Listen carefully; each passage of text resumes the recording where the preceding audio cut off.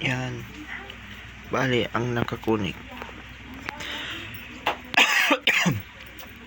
dito sa may tali is positive. Yan. Positive. Tapos yung nakakunik naman dito sa hindi nakatali na wire is negative.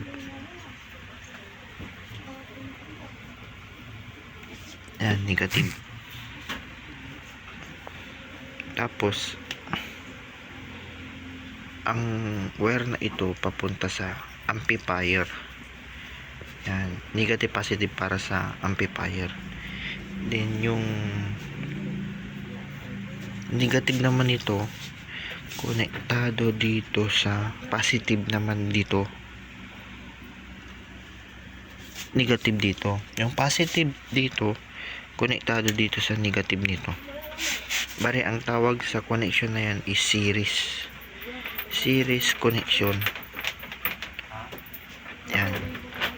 Siniris natin siya kasi itong speaker natin dual voice call siya. Ito tas dito bawat isa dito 4 ohms.